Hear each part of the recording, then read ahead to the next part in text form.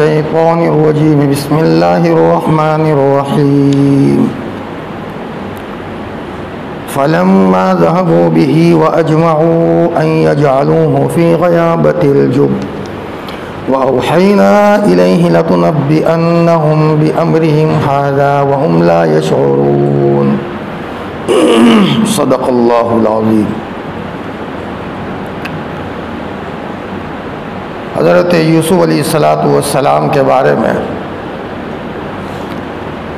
بات چل رہی تھی۔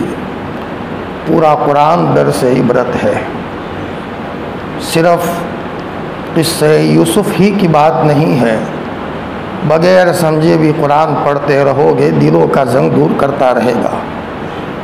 ہمارا کام پڑھنا ہے، جیسے کسی لوہے کے دروازے پر زنگ لگ گیا ہو، اس کے اوپر مٹی کا تیل ڈالو، ادھر ادھر کی چیزیں ڈالو تو خود بخود اس کے اوپر سے زنگ ہٹتا رہتا ہے۔ اسی لیے علامہ اقبال نے کہا تھا، تیرے ضمیر پہ جب تک نہ ہو نزول کتاب، تیرے ضمیر پہ جب تک نہ ہو نزول کتاب، گرہ کشا ہے نہ راضی نہ صاحب کشاف۔ بڑے بڑے لوگوں سے کچھ نہیں ہوگا، بڑے بڑے لوگ تو صرف ایک سبب کے درجے میں ہوں گے، قرآن کا بیچ میں سہارا لینا پڑے گا۔ قرآن کریم کے نتیجے میں گویا کہ اللہ پاک یہ دلوں کے زنگ کو دور کریں گے، پھر چاہے اس کے بعد کوئی بھی آدمی کوئی بات کرے، لیکن اصل قرآن ہے۔ قرآن پاک کے نتیجے میں اللہ دلوں کی اصلاح فرماتے ہیں، دلوں کے زنگ کو دور کرتے ہیں۔ حضرت یوسف علیہ السلام کو بھائیوں نے پھسلا کر اپنے ابو سے لے لیا۔ تقدیر میں تھا، ہونا تھا، اور جو تقدیر میں ہوتا ہے وہ ہو کر کے ہی رہتا ہے۔ تقدیر کا مطلب ہی ہے اللہ کی پلاننگ، تقدیر کا مطلب ہے نقشہ۔ اب ظاہری بات ہے کہ کوئی بھی کام بعد میں ہوتا ہے، پہلے نقشہ بنتا ہے، تو اللہ تعالیٰ نے نقشہ بنا دیا ہے تو ہو کر کے رہے گا۔ اب ہمارا کام والقدر خیرہ وشرہ من اللہ تعالی، اللہ پاک کی طرف سے تقدیر میں جو ہے اور ہونے والا ہے، بس اللہ پاک عافیت کا معاملہ فرمائے، ہمارا کام اتنا ہے۔ فلما ذهبوا به، یہ لوگ حضرت یوسف کو اپنے ابو سے الگ کر کے جب لے گئے اور طے کیا کہ ان کو گہرے کسی گھڑے میں ڈال دے، مشورہ ہوا، بڑے بھائی نے صلاح دی تھی کہ مارنے سے تو بہتر یہ ہے ہم اپنے ہاتھ خون میں رنگیں، بجائے اس کے بھائی کو کنویں میں ہی ڈال دیں، تو مقصد تمہارا حل ہو جائے گا اور اپنا ہاتھ خون میں رنگنا نہیں ہوگا۔ یہ بھی اس کے مقابلے میں خیر خواہی ہی تھی۔ وَأَوْحَيْنَا إِلَيْهِ، ہم نے حضرت یوسف کی طرف وحی بھیجی کہ تم ضرور بھی ضرور ان کو ان کی یہ بات بتا دو گے، صبر کرو، ایک مرحلہ آئے گا اور انشاءاللہ آپ دودھ کا دودھ اور پانی کا پانی بھائی کو بتا دو گے، آپ مرنے والے نہیں ہو، اللہ پاک آپ کو نجات دے گا۔ وَهُمْ لَا يَشْعُرُونَ، اور بھائیوں کو پتہ بھی نہیں ہوگا۔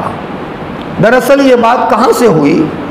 حضرت یعقوب علیہ السلام نے اپنے بچوں میں ذرا رکھنے کے تعلق سے حضرت یوسف علیہ السلام بنیامین ان کی طرف توجہ دی اور دوسروں کی طرف توجہ کا معاملہ کم ہوا، اس کے نتیجے میں بیٹے یوسف اور بنیامین پر حال آتا ہے۔ حدیث میں آتا ہے باپ کے ذمہ ضروری ہے کہ اپنے اعتبار سے اپنی اولاد میں تقسیم وغیرہ برابر کرے، کسی ایک کی طرف زیادہ اگر میلان ہوا تو یہ نقصان کی بات ہے۔ ایک مرتبہ حضرت نبی کریم صلی اللہ علیہ وسلم کی خدمت میں حضرت بشیر آئے اپنے بیٹے نعمان کو لے کر۔ نعمان ابن بشیر کا واقعہ امام ابو داؤد نے بھی بیان کیا ہے۔ ہوا یہ تھا کہ حضرت بشیر نے 2 شادی کی تھی، پہلی بیوی سے اولاد تھی اور دوسری بیوی سے یہ نعمان ہوئے، تو دوسری بیوی نے اپنے شوہر بشیر کو یہ کہا کہ میرے پیٹ سے جو بچہ ہوا ہے نعمان، ان کو یہ غلام تم ہدیے میں دے دو، یہ میرے بچے کو دے دو۔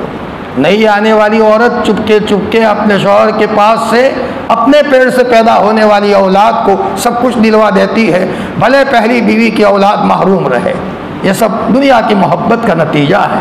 ایمان اندر میں ہو تو وہ یہ کہے صرف میرے بچوں کو، کہ وہ بھی آپ کے بچے ہیں، لیکن اخلاق تو نہ دارت، وہ اخلاق چلے گئے۔ ایک زمانہ تھا کہ لوگوں کے دلوں میں اللہ کا خوف ہوتا تھا، چنانچہ لکھنے والوں نے ایک عجیب واقعہ لکھا ہے کہ ایک صاحب دوسرے جگہ پر کام کرنے کے لیے جاتے تھے اور وہاں مہینوں رہتے تھے، تو انہوں نے سوچا کہ لاؤ یہاں میں رہتا ہوں، کبھی سال بھر کبھی آدھا سال، یہاں دوسری شادی کر لوں، پہلی والی بیوی کو پتہ نہ چلے، تاکہ میں یہاں جب آؤں تاکہ میرے لیے آسانی ہو جائے۔ اب انہوں نے وہاں چپ کے شادی کر دی۔ اب پہلی بیوی کو کہیں نہ کہیں سے گند آ گئی، اسے مانو نہ مانو کچھ ہوا ہے، اور ایسی خوشبوئیں تو بہت جلدی آیا کرتی ہیں۔ اب پہلی بیوی کو ڈاؤٹ ہو گیا کہ مانو نہ مانو انہوں نے شادی کی ہے، لیکن شوہر اقرار ہی نہ کرے، تو اب کی مرتبہ جب وہ کمائی کے لیے گیا تو اپنے گاؤں کی ایک بوڑھیا عورت کو CBI بنا کر کے بھیجا۔ عورت جب مکاری پر آ جائے نا تو اچھوں کو نچاتی ہے، اس لیے قرآن پاک نے کہا کہ شیطان کی تدبیر تو کمزور ہے، پھونک مارو گے تو بھاگ جائے گا، ایک لاحول پڑھو تو بھاگ جائے گا، لیکن عورت کا معاملہ ایسا ہے کہ 100 مرتبہ لاحول پڑھو تو قدموں میں ہی آوے۔ ان کیدکن عظیم، قرآن نے کہا تمہاری تدبیر تو بہت بڑی ہے، یعنی عورتوں کی مکاری کو بڑا بتایا، اور شیطان کی تدبیر کو تو قرآن نے بہت ضعیف بتایا۔ چنانچہ وہ بوڑھیا عورت ایسے ہی وہاں گئی جہاں یہ شوہر گیا ہوا تھا، ادھر ادھر اس نے سیدھے سادے لباس میں گھومتی رہی، تو اس کو پتہ چل گیا کہ واقعی اس نے شادی کی ہے۔ اب یہ بوڑھیا عورت یہ آ کر اس کی پہلی والی بیوی کو بتایا، حقیقت یہ ہے کہ آپ کے شوہر نے وہاں شادی کی ہے۔ عورت نے سوچا اب کی مرتبہ آئے تو ان کی خیر نہیں ہے، وہ آئے یہاں تو میں ان کی کھڑی کر دوں، ان کی ستیاناسی کر دوں، لیکن آئے وہ، اب وہ آئے تو عورت غصے میں، لیکن اچانک دل میں یہ آیا کہ چلو اگر میں مسئلہ چھیڑوں گی تو دونوں میں جھگڑا ہوگا، جو ہونا تھا وہ ہو لیا، لیکن اب تذکرہ بھی نہیں کرنا۔ عورت نے یہ بات منو من اپنے دل میں چھپا دی، کوئی تذکرہ نہیں کیا۔ اتفاق ایسا کہ ایک دو مرتبہ سفر کر کے شوہر آیا اور شوہر کا یہاں انتقال ہو گیا۔ مسئلہ یہ ہے کہ شوہر مر جائے تو اس کی بیوی کو 8واں حصہ ملتا ہے، ایک بیوی ہو تو بھی اور 4 بیویاں ہو تو بھی، وراثت میں سے 8واں حصہ وہ چاروں تقسیم کر دے، ایک ہو تو اکیلی لے لے۔ اب اس عورت کے حصے میں 8واں حصہ آیا، لیکن اللہ کا خوف تھا کہ مجھے پتہ چل گیا ہے کہ میں اکیلی نہیں ہوں، میری دوسری بھی سوکن ہے، لہذا اس نے 8ویں حصے میں سے آدھا خود لیا اور آدھا اسی بڑھیا کو بلایا جس کو CBI بنا کر کے بھیجا تھا کہ ذرا میرے شوہر نے جو دوسری بیوی کی تھی اس کو میرا سلام کہنا، اور کہنا بہن مجھے پتا چلا ہے کہ تم بھی میرے شوہر کے نکاح میں تھی، شوہر کا انتقال ہو گیا ہے، آدھا میں نے لیا ہے آدھا تم لے لو۔ چنانچہ اس نے یہ وراثت وہاں روانہ کی۔ اب یہ لے کر کے جب وہ بوڑھی عورت گئی اور اس عورت نے وہ خط پڑھا کہ میری سوکن نے مجھے یہ بھیجا ہے اور یہ وراثت میں جو پیسے آئے ہیں جو بھی ہو وہ میرے پاس بھیجے ہیں، تو اس عورت نے یہ پیسے اور ایک دوسرا خط روانہ کیا، پیسے نہیں دیے، اور اس نے یوں کہا میری بہن اللہ آپ کو جزائے خیر دے۔ حقیقت ہے کہ شوہر نے مجھ سے نکاح کیا تھا اور چپکے کیا تھا، ہم دونوں آپس میں سوکنے تھی، لیکن اب کی مرتبہ جب شوہر وہاں آئے تھے تو مجھے طلاق دے دی تھی اور میں نکاح سے الگ ہو گئی ہوں، اور عدت پوری ہونے کے بعد پھر شوہر کا انتقال ہوتا ہے تو ظاہری بات ہے کہ میرا وراثت میں کوئی حصہ نہیں، آپ لے لو، مجھے اس سے کوئی لینا دینا نہیں ہے۔ فرمایا یہ ایک تقوی کی بات ہے، اگر وہ لے لیتی تو اس کو کون منع کرنے والا تھا، لیکن اسے پتا ہے کہ میرے لیے حلال نہیں ہے، میرے لیے حرام ہے۔ تو بہرحال وہ کوئی عورت ہوتی ہے جس کے دل میں اللہ کا خوف ہو۔ حضرت بشیر کو لے کر حضرت نعمان کو لے کر کے آئے، یا رسول اللہ میری بیوی نے کہا ہے کہ اس بشیر کو غلام دے دوں یا کہ باغ دے دوں، ایک روایت میں باغ کا تذکرہ ہے۔ اور میری بیوی نے کہا ہے کہ ذرا حضور کو گواہ بنا لو تاکہ کل کوئی مسئلہ ٹیڑھا نہ ہو۔ آپ نے فرمایا صرف بشیر نعمان کو دیا ہے کہ دوسرے بچوں کو بھی دیا ہے، اگلی بیوی سے اولاد؟ اتنا حضرت دوسروں کو نہیں دیا۔ آپ نے فرمایا لا اشہد علی جور، ظلم پر میں گواہ نہیں بن سکتا، یہ ظلم ہے۔ ایک روایت میں یہ ہے، آپ نے فرمایا واہ شریعت مطہرہ کی ایک ایک بات پر قربان، شریعت کی باتوں پر نہ چلنے میں ہی حالات آتے ہیں اور اسی لیے فالٹ گھروں میں پیدا ہوتے ہیں۔ آپ نے فرمایا بشیر آپ نے اگر ایک کو دیا دوسروں کو نہیں دیا تو بڑھاپے میں سب آپ کے ساتھ اچھا سلوک تھوڑی کریں گے، نہیں کریں گے، بے انصافی کی آپ نے۔ وہ دوسرے بچے کہیں گے ان کو ہم کیوں رکھیں، ابا نے ہمیں کہا دیا ہے، ابا نے تو نعمان کو دیا ہے تو نعمان ابا کی خدمت کریں گے۔ آپ یہ چاہتے ہو کہ بڑھاپے میں سب آپ کے قدموں میں رہیں اور آپ کو بچوں کو دیکھ کر قدموں میں آپ کا کلیجہ ٹھنڈا ہو؟ اگر آپ یہ چاہتے ہیں سب کے ساتھ انصاف کرو، انصاف کے بغیر کام نہیں چلے گا۔ آج گھروں میں یہ ہے، اسی لیے تو آدمی کو چاہیے، اللہ نے 4-5 بچے دیے ہیں، سب کو بچے ہیں، سب کے بچوں سے برابر کا انصاف کرے۔ کسی ایک کی طرف مائل ہو گئے تو ظاہری بات ہے کہ دوسری بہو کا دل دکھے گا۔ سب بہوؤں کو اور سب بہوؤں کے بچوں کو برابر رکھے، انصاف میں کسی قسم کی بے انصافی نہ ہو، ورنہ ہر ایک گھروں میں چھوٹے چھوٹے بچے ہوتے ہیں، ایک بچے کو ابا نے زیادہ پیسے دے دیے، چھوٹے بچے کو کم دیے تو ان کو بھی شکایت ہوتی ہے۔ تو یہ تو بڑے ہو گئے ہیں، سمجھدار ہیں، بچوں کی مائیں ہیں، بچوں کے باپ ہے، تو بے انصافی کرنے پر کیا گویا کہ ان کو پتہ نہیں چلے گا، دکھ نہیں ہوگا۔ ہمارے اکابرین تو اتنے بڑے نیک اللہ کے بندے گزرے ہیں کہ کسی کو معمولی بھی تکلیف نہ ہو، حتیٰ کہ موت کے بعد بھی تکلیف نہ ہو، اس کا بھی خیال کرتے تھے۔ حضرت مفتی شفیع صاحب رحمۃ اللہ علیہ، مفتی تقی عثمانی دامت برکاتہم کے والد ماجد کے بارے میں لکھا ہے کہ وہ فرماتے تھے مفتی جی، حضرت مفتی صاحب کہ میرا جی چاہتا ہے کہ میرا انتقال رمضان کے مہینے میں ہو، رمضان کے مہینے کی فضیلت بہت ہے، لیکن میں دعا نہیں کرتا۔ ہو سکتا ہے کہ رمضان میں میرا انتقال ہو گیا، لوگ بیچارے مجھے دفنانے کے لیے رمضان میں بھوکے پیاسے آئیں گے، لوگوں کو تکلیف ہوگی، میرے لیے تو بھلا ہو جائے اور لوگوں کو میرے جنازہ اٹھانے میں تکلیف ہو، میں یہ نہیں چاہتا کہ میرے ذریعے سے لوگوں کو تکلیف ہو۔ کیا زندگی کا تقویٰ تھا، کیا زندگی کا ان کے دلوں کے اندر میں اللہ کا خوف اور اللہ کے مخلوق سے محبت تھی کہ مرنے کے بعد بھی کسی کو میرا جنازہ اٹھانے میں تکلیف نہ پڑے، اس کا بھی خیال کرتے تھے۔ فلما ذهبوا به، جب یہ بھائی لوگ حضرت یوسف کو لے کر گئے اور طے کیا کہ ان کو گہرے کنویں میں ڈال دے، تو ہم نے حضرت یوسف کی طرف وحی بھیجی کہ تم ضرور ان کو یہ معاملہ بتا دو گے اور ان کو پتہ بھی نہیں ہوگا۔ وجاءوا اباهم عشاء يبكون، حضرت یعقوب علیہ السلام تو نبی تھے، وہ کبھی بے انصافی نہیں کر سکتے، لیکن طبعی میلان تو تھا، اس کے کچھ اثرات نظر آئے، یا ہے کہ یہ خواب جو انہوں نے گویا کہ پتہ چل گیا تھا، اسی کے نتیجے میں آپس میں بھائیوں میں حسد پیدا ہوا۔ وجاءوا اباهم عشاء يبكون، یہ بھائی لوگ اپنے ابا کے پاس رات کو روتے ہوئے آئے، ڈھونگی بن کر۔ بھائی کو تو کنویں میں ڈال دیا اور پھر کہیں سے ایک مینڈا لائے، مینڈے کو ذبح کیا، یوسف کا کرتا نکالا تھا۔ یہ وہ کرتا ہے جو کرتا اللہ تعالیٰ نے حضرت ابراہیم علیہ السلام کو جب نمرود بادشاہ نے بہت اونچے منزلے پر لے جا کر، پہاڑ پر لے جا کر کے آگ بھڑکائی تھی اور برہنہ کر دیا تھا اور حضرت ابراہیم کو وہاں ڈالا تھا، اللہ پاک نے جبرائیل کو کہا تھا جبرائیل میرے خلیل کو ننگا کیا ہے، برہنہ کیا ہے، جاؤ جنت کا لباس لے کر کے جاؤ اور میرے ابراہیم کو پہنا دو۔ وہ فائر پروف تھا، آگ نہ لگے وہ کرتا تھا، وہ حضرت ابراہیم علیہ السلام کو پہنایا گیا تھا۔ فرمایا یہی وہ کرتا آگے جاتے جاتے حضرت یوسف کے پاس آیا تھا، فرمایا اسی کرتے کی یہ خصوصیت تھی کہ یہ کرتا ادھر مصر سے روانہ ہوا ہے اور ابا نے کہہ دیا تھا انی لاجد ریح یوسف، میں یوسف کی خوشبو پاتا ہوں، یہی وہ کرتا تھا جو جنت سے آیا تھا۔ فرمایا حضرت رات کے موقع پر وہ آئے اپنے بھائی کے کرتے کو، مینڈے کو ذبح کر کے خون میں لت پت کرتے ہوئے، اس لیے کہ بہت سارے ناٹک رات میں کیے جاتے ہیں، دن میں پتہ چل جائے تو رات کا موقع لیا جاتا ہے، تو رات کو آئے۔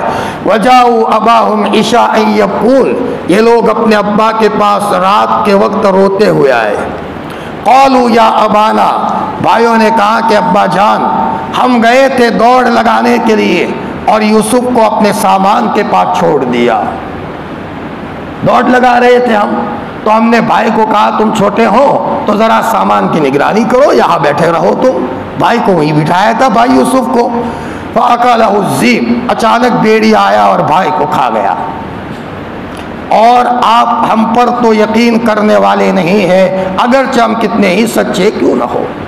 یہ بھائیوں نے بات کہی، لیکن ظاہری بات ہے کہ وہ کرتا خون میں لت پت لے کر کے آئے تھے۔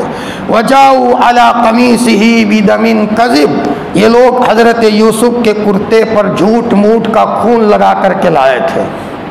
اب کرتا دیکھا، کہیں کوئی خراش بھی نہیں آئی اور کہیں سے پھٹا بھی نہیں ہے، تو حضرت یعقوب علیہ السلام سمجھ گئے کہ یہ بھیڑیا کسی مدرسے کا فارغ ہے، اور اتنا چالاک ہے کہ شاید دارالعلوم دیوبند کا فارغ ہے۔ پہلے باقاعدہ میرے بیٹے یوسف کا کرتا نکالا ہے اور اس کے بعد بیٹے یوسف کو مارا ہے۔ لیکن ابا صبر والے تھے، بولے کچھ نہیں، سب سمجھ گئے۔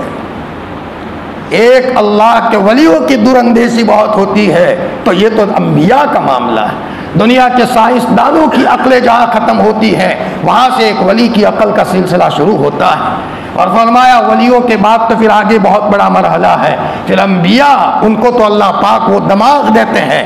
حکیم الامت حضرت تھانوی نور اللہ مرقدہ فرماتے تھے تقوی کے بادشاہ تھے، بڑے سے بڑا سائنسداں آئے دنیا کا بہت بڑا پجاری آئے، ہم کو کوئی سوال کرنا ہو تو کریں، 2 منٹ ہوتے ہوتے حکیم الامت خاموش نہ کریں تو کہنا، انشاءاللہ بڑے سے بڑا سوال کر کے وہ دیکھ لے، حکیم الامت خاموش کر دے گا اسے۔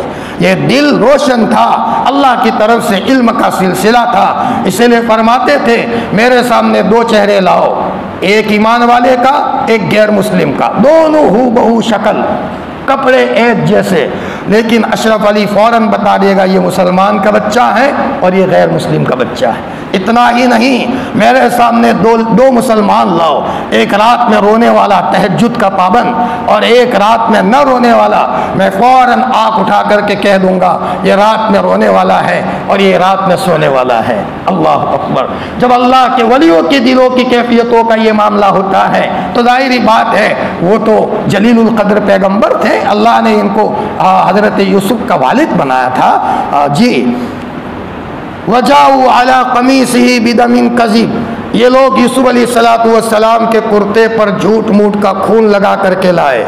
حضرت یعقوب علیہ السلام نے فرمایا بلکہ تمہارے نفس نے اس بات کو بنایا ہے، دل میں کہہ دیا، حقیقت یہ ہے یہ سب ڈھونگ تم نے رچے ہیں، لیکن فصبر جمیل، صبر بہتر ہے، شکایت نہیں کروں گا، صبر بہتر ہے۔ صبر بہتر اس کو کہتے ہیں جس پر شکوہ شکایت نہ ہو، یہ ہے، اس پر بدلہ ملے گا، بہت بڑا بدلہ ہے کہ ان اللہ مع الصابرین، صبر کرنے والوں کے ساتھ اللہ ہے۔ کسی نے بدلہ لے لیا تو گیا معاملہ، صبر کیا، جب تک صبر کرے گا وہاں تک آسمان کی فوج اس کے سپورٹ میں۔ وہ روایت یاد کرو، حضرت صدیق اکبر رضی اللہ تعالیٰ عنہ تشریف فرما تھے، حضرت بھی تھے وہاں، محمد الرسول اللہ صلی اللہ علیہ وسلم۔ ایک صاحب آئے اور صدیق اکبر رضی اللہ تعالیٰ عنہ کو برا بھلا کہنے لگے۔ حضرت صدیق اکبر صبر کیا، 2 بار برا بھلا کہا، صبر کیا، 3ری مرتبہ کچھ برا بھلا کہا تو صدیق اکبر نے بھی بدلہ لینا شروع کر دیا، بولنا شروع کر دیا۔ حضرت نبی کریم صلی اللہ علیہ وسلم وہاں سے روانہ ہو گئے تو حضرت صدیق اکبر نے فرمایا یا رسول اللہ آپ کیوں چلے گئے؟ فرمایا ابو بکر میں برابر دیکھ رہا تھا جب تک تم صبر کرتے تھے تمہاری طرف سے ایک فرشتہ جواب دے رہا تھا، اس کو تم خاموش تھے تو تمہاری طرف سے فرشتہ جواب دے رہا، اور جو ہی تم نے کہنا شروع کیا فرشتہ اٹھ کر روانہ ہو گیا۔ یہ ہے صبر، وہ تو نظر نہیں آتا، اس لیے کبھی کبھی ہماری زندگیوں میں بے صبری آ جاتی ہے، ورنہ صبر بہتر ہے۔ اور صبر کب ہو؟ ابتدائی مصیبت کے وقت۔ ایک عورت کا بچہ مر گیا، ابو داؤد شریف کی روایت ہے، اور وہ رو رہی ہے پاس میں بیٹھ کر، سر کوٹ رہی ہے اور رو رہی ہے۔ اتنے میں وہاں سے حضرت گزرے محمد الرسول اللہ صلی اللہ علیہ وسلم۔ آپ نے فرمایا بہن صبر کر لو۔ اس عورت نے کہا، ایسا جملہ استعمال کیا کہ میرا بچہ مرا ہے، بچہ مرے تو پتہ چلے، ایسا جملہ استعمال کیا۔ آپ تو وہاں سے روانہ ہو گئے۔ حضور کی سیرت میں ملتا ہے اگر کوئی ایسی بات کرتا تھا تو اللہ کے رسول بحث نہیں کرتے تھے، روانہ ہو جاتے تھے۔ ابو داؤد شریف میں حضرت حمزہ رضی اللہ تعالیٰ عنہ کا ایک تفصیلی واقعہ ہے، بات لمبی ہو جائے گی، لیکن بس یہی ملتا ہے کہ اگر آپ سے کسی نے بحث شروع کی آپ روانہ ہو جاتے تھے، بحث بالکل نہیں کرتے تھے۔ یہ سمجھداری کی بات ہے۔ ایک طالب استاد سبق پڑھا رہا ہے، دیکھا کہ ایک طالب علم نے کوئی گستاخانہ حرکت کی، استاد کی سمجھداری کی بات نہیں ہے کہ اس سے بحث کرے، معاملے کو جانے دے، یہ سیرت سے ثابت ہے۔ ایک باپ نے اپنے بچے سے کوئی بات کی اور بچہ بحث کرنے لگا، باپ کی سمجھداری کی بات نہیں ہے کہ بچے سے بحث کرے، وہاں سے چلتا بنے۔ کیوں؟ اس لیے کہ اگر باپ بحث کرے گا بچہ اور بحث پر آئے گا، ہو سکتا ہے کہ بچہ اور بحث پر آئے تو اس میں باپ کا نقصان نہیں ہے، بچے کا نقصان ہے۔ باپ بیٹے کے جھگڑے میں نقصان باپ کا نہیں، بچے کا نقصان۔ استاد شاگرد کے جھگڑے میں استاد کا نہیں، شاگرد کا نقصان ہے۔ سمجھداری کی بات یہ ہے کہ استاد اپنا کام کر لے تاکہ کسی قسم کی بات نہ ہو۔ کسی نے حضور کے جانے کے بعد اس عورت کو کہا، بہن تم نے کس کو کہا تھا کہ مجھے پتہ نہیں؟ وہ اللہ کے رسول تھے۔ اچھا، اللہ کے رسول کو میں نے یہ کہہ دیا، احساس ہوا۔ وہ اللہ کے رسول کی خدمت میں آئی اور یوں کہا کہ یا رسول اللہ مجھے پتہ نہیں تھا، میں نے آپ کو یہ کہہ دیا، میری بھول ہو گئی۔ آپ نے فرمایا جاؤ بہن، وہ وقت گیا۔ صبر اس وقت ہوتی ہے جب مصیبت آئے، اس وقت آپ کے جملے الگ الگ نکل چکے ہیں، وہ صبر کا مرحلہ گیا۔ یہ ابو داؤد شریف کی روایت۔ حدیث میں آتا ہے کسی کا بچہ انتقال فرما گیا، لال تھا، اللہ نے دیا تھا، انتقال ہو گیا۔ اب یہ اس کی ماں یا اس کا باپ، اس نے دیکھا میرا بچہ چلا گیا، سالوں کے بعد میری امید کا مرکز تھا لیکن چلا گیا۔ بچہ تو بچہ ہوتا ہے، جگر کا ٹکڑا ہوتا ہے۔ ایک باپ کے 7 لڑکے تھے۔ ہمارے استاذ حضرت مولانا عبدالحق صاحب اعظمی نے سنایا تھا سبق میں، 7 لڑکے تھے، حادثے میں سب کا انتقال ہو گیا۔ تقدیر میں ایسا تھا، ایک بچے کا کوئی حادثہ ہوا، دوسرے کا ہوا، 2-3 کا ساتھ میں ہوا، سب مر گئے۔ اب باپ روے ہی نہیں۔ لوگوں کو تعجب کہ یہ باپ کتنا صبر والا ہے، لیکن اندر ہی اندر گھوٹ رہا تھا۔ اسی لیے کسی کا انتقال ہو جائے آنکھ سے رونے کی اجازت ہے، رونے دو، رونے دو۔ ایک موقع پر آپ نے فرمایا بھائی رونے دو، اس کی تو اجازت ہے، شریعت کے خلاف روے اس کی اجازت نہیں ہے۔ حضرت جعفر کا انتقال ہو گیا، شہید ہو گئے۔ اللہ کے رسول صلی اللہ علیہ وسلم کے چچا زاد بھائی ہے اور اللہ کے رسول بہت محبت کرتے تھے۔ جب آپ حبشہ سے آئے ہیں ہجرت فرما کر تو اللہ کے رسول کھڑے ہوئے ہیں، اپنے چچا زاد بھائی سے معانقہ کیا ہے۔ ابو داؤد شریف فرماتے ہیں میرے محبوب کا سینہ میرے سینے سے لگا ہے، بڑا مزہ آ گیا ہے، بڑا مزہ آ گیا، اجود و اجود، بڑا مزید معانقہ تھا۔ جب جعفر کا انتقال ہو گیا ہے رضی اللہ عنہ، آپ غالباً دوپہر کا وقت تھا، اپنے چچا زاد بھائی کے گھر گئے تو ان کی بیوی آٹا گوندھ رہی تھی، تو آپ نے فرمایا کہاں ہے اون، عبداللہ، محمد، ان کے بچے تھے، یہاں بلاؤ۔ تو بیوی سمجھ گئی کوئی حادثہ ہوا ہے، ایسے وقت میں حضرت تشریف لائے ہیں جب کبھی نہیں آیا کرتے تھے۔ تو بیوی نے فرمایا یا رسول اللہ جعفر کا کوئی واقعہ ہوا ہے؟ تو آپ نے فرمایا جی صبر کر لو، خدا کے وہاں بدلہ ملے گا۔ لیکن ایک جوان شوہر کا انتقال ہو جائے وقتی طور پر ایک عورت کو گویا کہ ایک بڑا صدمہ ہوتا ہے، رونا شروع کر دیا۔ حضرت نبی کریم صلی اللہ علیہ وسلم پر بھی بہت بڑا غم تھا، بیٹھے ہوئے تھے، آپ کے آنکھوں میں سے آنسو بہ رہے تھے، صحابہ بھی جمع ہو گئے۔ تو آپ نے کسی کو کہا بھائی گھر میں جاؤ رو، لیکن رونے کی آواز زیادہ نہ آئے، لیکن آواز دبی نہیں، رونے کی آواز آ رہی ہے۔ آپ نے پھر بھیجا جاؤ ان کو کہو رو، لیکن رونے کی آواز نہ آئے، لیکن آواز دبی نہیں۔ اما عائشہ یہ منظر دیکھ رہی تھی کہ میرے محبوب کا دل بڑا بے چین ہے اور یہ بچہ جا کر کے اندر میں کام نہیں کروا پا رہا اور عورتوں کو گھر والوں کو خاموش نہیں کروا رہا. تو اما عائشہ نے بلایا, ارے جاؤ اندر میں جا کر کے کہو کہ خاموش ہو جائے, ترتیب سے بات کرو, دیکھتے نہیں ہو اللہ کے رسول کس ٹینشن میں ہے. یہ حضرت عائشہ رضی اللہ تعالیٰ نے فرمایا اگر غم ہے اس موقع پر آدمی آنکھوں میں سے آنسو بہائے. شریعت میں یہاں تک آتا ہے ابو موسیٰ اشعری رضی اللہ تعالیٰ عنہ کے انتقال کا وقت قریب آیا.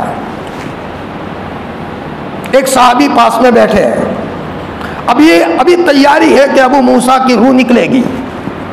اللہ کے رسول صلی اللہ علیہ وسلم نے ان کو یمن کا گورنر بنا کر کے بھیجا, تو بڑے چہیتے تھے حضور کے. تو بیوی نے رونے کا ارادہ کیا کہ میرے شوہر چلے جائیں گے. تو فوراً ابو موسیٰ اشعری نے دنیا سے جاتے جاتے اتنا کہہ دیا, خاموش, حضور کی بات یاد کرو. اللہ اکبر, سکرات کے عالم میں عورت نے فوراً اپنے کو سنبھالا لے لیا, خاموش ہو گئی وہ. ابو موسیٰ دنیا سے روانہ ہو گئے. جو صحابی پاس میں موجود تھے بعد میں پردے کی آڑ میں آئے اور کہا, میری بہن یہ تو بتاؤ کہ تم نے رونے کا ارادہ کیا تھا اور اچانک ابو موسیٰ نے دنیا سے جاتے جاتے حضور کی بات کا حوالہ دیا, بات بیان تو نہیں کی تھی, صرف حوالہ دیا تھا اور تم خاموش ہو گئی تھی, کون سی بات تھی؟ تو ابو موسیٰ اشعری کی بیوی نے فرمایا کہ اللہ کے رسول صلی اللہ علیہ وسلم کا یہ فرمود کی طرف میرے شوہر نے اشارہ کیا کہ ہم میں سے نہیں ہے وہ شخص جو کسی کے مرنے کے بعد چیخے, اپنا گریبان پھاڑے, اپنے بال کاٹے, وہ ہم میں سے نہیں ہے. یہ روایت کی طرف اشارہ کیا تھا. ارے قربان جائیے ان کے ایمانی جذبے پر.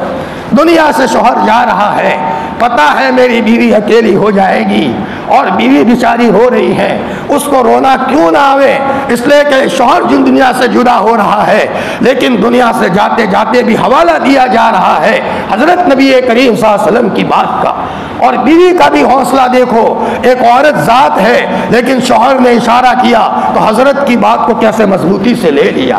حدیث میں آتا ہے, تفسیر ابن کثیر تفسیر مظہری نے اس کو نقل کیا ہے, بچے کا انتقال ہو گیا, اس کی روح لے کر کے فرشتے آسمانوں پر گئے. اللہ پاک تو سب دیکھتے ہیں اور اللہ پاک کو ہر ایمان والے سے بہت تعلق ہے. حدیث میں آتا ہے کسی کام کے کرنے میں اللہ پاک پسو پیش نہیں کرتے, کرے نہ کرے, کرے نہ کرے, یہ نہیں ہوتا. کرنا ہے فائنل, نہیں کرنا ہے تو فائنل. لیکن ایمان والے سے اللہ کو تعلق بہت ہے, مرد ہو یا عورت, اس کی روح قبض کروں یا کیا کروں, اس لیے کہ میرا چہیتا ہے, مرے گا اس کے بچوں کو دکھ, اس کے بچے کو لے لوں, اس کے ابا کو دکھ. اللہ اکبر, کیا تعلق ہے ایمان والے سے. تو اللہ پاک ایک تدبیر کرتے ہیں. کیا؟ اس آدمی کو بیمار کیا, چلو دواخانے, بوتل چڑھاؤ, انجیکشن دو, ٹھیک ہو گئی طبیعت, پھر گھر آئے, پھر طبیعت خراب ہوئی, پھر چلو دواخانے, پھر بیمار ہوا, پھر ٹھیک ہوا, گھر لے آئے, پھر بیمار ہوا, دواخانے. یوں کرتے کرتے ایک وقت آتا یہ آدمی اتنا کہ اے اللہ اگر میری تقدیر میں اگر موت ہے تو میں تیرے پاس آنے کے لیے تیار ہوں, عافیت کے ساتھ لے لے. اچھا اللہ پاک کہتے فرشتوں میرے بندے نے کہہ دیا ہے نا, اب لے لو, اب لے لو ذرا, اس نے کہہ دیا ہے اپنے زبان سے. اللہ اکبر, خدا کی قسم یہ حدیثیں تو مر مٹنے کی حدیثیں ہیں. حضرت حکیم الامت حضرت تھانوی نے ایک مرتبہ فرمایا قرآن پاک کی آیت تو مر مٹنے کی ہے, ما یفعل اللہ بعذابکم ان شکرتم وآمنتم, اللہ تمہیں عذاب دے کر کیا کریں گے اگر تم ایمان لاؤ اور اللہ کی قدر کرو. اللہ کو تو یہ تو تم ہی قدر نہیں کرتے, ورنہ اللہ تمہیں عذاب دے کر کے کیا کرے گا. ایک ماں کہے بیٹا میں تجھے تماچا مار کر کیا کروں بیٹا, لیکن تو ہی شرابیوں کے ساتھ رہتا ہے تو میں کیا کروں, مجبوری میں تجھ کو تماچا مارتا ہوں, ورنہ میں تو بیٹا میں تیری ماں ہوں, تجھ کو میں کھلاتا ہوں, کھلاتی ہوں, پلاتی ہوں. ایک ماں جیسے شفقت کا انداز اپنے بچے سے استعمال کرتی ہے, خدا کی قسم اللہ پاک کا یہی انداز اپنے بندوں کے ساتھ ہے. روح قبض کی بچے کی, فرشتے آسمان پر لے کر گئے. فرشتے پوچھتے, اللہ پاک پوچھتے فرشتوں میرے بندے کے لگتے جگر کو میں نے لیا تو کچھ کہا تھا انہوں نے کہ جی اللہ پاک. جب بچے کا انتقال ہوا تو اس کی ماں نے کہا انا للہ و انا الیہ راجعون. اچھا صبر کیا تھا انہوں نے, صبر کیا تھا. فرشتوں اس کے ماں باپ کے لیے جنت میں ایک الگ سے محل بنا دو، نام رکھ دو بیت الحمد، ان کو ملے گا، شاہی محل تیار ہو گیا۔ اس لیے شاہ ولی اللہ فرماتے تھے اولاد کی دو وجہ، اولاد اس لیے ہوتی ہے، یہ پیسے کمانے کی فیکٹریاں نہیں ہے کہ بیٹا صرف پیسے جمع کرو، نہ، اولاد کے دو مقصد، تو ضرورت کی چیز ہے، کھانا پینا، اللہ پاک بس ہم کو موقع پر بھوکا نہ رکھے۔ اور آج تو لوگ کھا کر مرتے ہیں، بھوکے کم مرتے ہیں، بہت کھا لیا، تیل والی چیزیں کھا لی، طبیعت بگڑی۔ صحابہ تندرست ہوتے تھے اس لیے کہ کھاتے کم تھے، اس لیے آپ نے فرمایا روزہ رکھو تندرستی ملے گی، سومو تصیحو، چنانچہ ایسا ہی ہوا۔ جی یہ کہہ رہا تھا میں کہ شاہ ولی اللہ رحمۃ اللہ علیہ، جنہوں نے حجت اللہ البالغہ لکھی ہے، اللہ نے بڑا عجیب دماغ دیا تھا، اور ان کی کتاب کی شرح لکھی ہے ہمارے قوم کے قیمتی ہیرے حضرت مفتی سعید احمد صاحب نور اللہ مرقدہ نے۔ پڑوسی ملک کے بڑے بڑے علماء کہتے تھے کہ یہ شاہ ولی اللہ کی کتاب کی گائیڈ اور اس کی شرح لکھنا ایک امت پر قرض تھا، کسی نے لکھا نہیں تھا، لیکن ایک بندے نے لکھا اور شرح لکھ کر کے اس قرض کو چکا دیا۔ اللہ ان کی قبروں کو نور سے منور فرمائے۔ جی شاہ ولی اللہ نے لکھا ہے اولاد کے دو مقصد ہیں، جیسے ایک بادشاہ ہوتا ہے اس کی دو فوجیں ہوتی ہیں، ایک فوج بادشاہ کو کہیں جانا ہو، ایک فوج کو بادشاہ پہلے بھیج دیتا ہے، جاؤ جلدی مجھے وہاں جانا ہے، خیمے لگا دو، ٹینٹ لگا دو، پانی کا انتظام کرو، کھانا پکا کر رکھو، ہم آتے ہی کھانا کھا لیں، آرام کر لیں۔ اور ایک فوج وہ ہوتی ہے جو پیچھے ہوتی ہے، کوئی بادشاہ کا سامان رہ گیا ہو تو وہ لے آئے، یہ بعد میں آنے والی۔ ایک باپ کی دو اولاد، ایک اولاد آگے چلی گئی، جاؤ بیٹا، کیوں؟ کل ہم آئیں گے تو ضد پکڑ کر کے ہم کو جنت میں لے جانا۔ اس لیے چھوٹے بچوں کے انتقال پر جو جنازے کی دعا ہوتی ہے نا، وہ ایسی ہوتی ہے، ہم کو لے کر آنے والے۔ فرمایا ضد پکڑیں گے کہ اللہ جنت میں نہ جائے، ہمارے ابو اور امی کو ہمارے ساتھ جنت میں بھیجو، اور وہ ایسی ضد پکڑیں گے کہ اللہ پاک اس بچے کی ضد کا لحاظ رکھیں گے اور اس کے ماں باپ کو جنت کے حوالے کریں گے۔ اور کچھ اولاد وہ ہوتی ہے جو مرنے کے بعد جائے تاکہ ماں باپ کے لیے ایصال ثواب کرے۔ تین چیزیں ایصال ثواب کے لیے ہیں، علمی شکل چھوڑی، قرآن چھوڑے، مدرسے کی دیوار بنا دی، جی فرمایا اسی طریقے سے مدرسے میں کوئی ایسا کام کر دیا، مدرسہ بنوا دیا، اب یہ ثواب آتا رہے گا۔ نمبر دو کہ کوئی سبیل لگا دی، پانی کی پرب لگا دی، کوئی سائے دار درخت بنا دیا، لگا دیا، لوگ سائے میں بیٹھیں گے اور بدلہ ملے گا۔ تیسرا نیک اولاد چھوڑی، او ولد صالح یدعو لہ، جو دعا کریں۔ لیکن حضرت مولانا امیر احمد صاحب کاندلوی نے لکھا ہے اولاد دعا نہ بھی کرے تو بھی ثواب آٹومیٹک ملے گا، وہ نماز پڑھے گی ثواب آٹومیٹک اس کے باپ کے قبر میں۔ کیوں؟ تم نمازی کیوں بنے؟ ابا نے تربیت کی تھی۔ قرآن والے کیوں بنے؟ ابا نے تربیت کی تھی۔ تمہارے ہر عمل کا ثواب سیدھا ابا کے ذمہ ہے۔ یہ ہے کل مرنے کے بعد کام آنے والی چیز۔ بس میں بات ختم کر رہا ہوں، وقت ہو گیا۔ فرمایا انہوں نے کہا کہ ابا جی وہ آئے اپنے ان کے کرتے پر جھوٹ موٹ کا خون لگا کر۔ حضرت یعقوب نے فرمایا بلکہ تمہارے دل نے یہ بات بنا لی ہے، صبر بہتر ہے، اللہ ہی سے مدد طلب کی جاتی ہے ان باتوں پر جو بیان کرتے ہو۔ اللہ تعالیٰ قرآن پاک کی ان سب باتوں پر عمل کرنے کی توفیق عطا فرما دے۔ روزانہ قرآن کو سینے سے لگا کر اتنا کہہ دے اے اللہ اس میں جو تو نے دیا ہے میرے سینے میں دے دے، اپنے فضل سے دے دے، اپنے کرم سے دے دے، آٹومیٹک انشاءاللہ کسی کی طلب صادق ہوگی، اللہ قرآن میں جو صفات لانے کو کہا گیا ہے اس بندے کو اللہ دیں گے۔ لیکن طلب کے ساتھ آدمی مانگے، بغیر طلب کے اللہ نہیں دیتے، اور طلب کی بنیاد پر اللہ کسی کو محروم نہیں کرتے۔ وآخر دعوانا ان الحمدللہ رب العالمین۔ اس 7 بچوں والا قصہ مولانا کہتے ہیں ادھورا رہ گیا، ماشاءاللہ۔ بہت سارے قصے ایسے ادھورے رہ جاتے ہیں۔ مدرسے میں سبق کے بیچ میں کہتا ہوں ادھورا رہا ہے تو کبھی حاشیہ لگا لیں گے، کبھی حاشیہ لگا لیں گے۔ خیر، تو کسی نے پوچھا بھائی آپ کے 7 بچے انتقال فرما گئے، آپ کو کوئی غم نہیں؟ جو ہی یہ جملہ کہا تو غم تازہ ہو گیا۔ اور ایک چیخ نکلی اور جلا ہوا کلیجہ نکلا اور باپ کا انتقال ہو گیا۔ یہ ہے لخت جگر، جگر کا ٹکڑا، کہتے ہیں نا باپ جگر کا ٹکڑا ہے۔ یہ جل گیا جگر باپ کے بچوں کے غم میں۔ اچانک اس نے ایک چیخ ماری اور منہ کے راستے سے جلا ہوا جگر نکلا اور وہی باپ کا انتقال ہو گیا۔ یہ ہے اولاد جو اپنے ماں باپ کے لیے جگر کا ٹکڑا ہوتا ہے۔ جی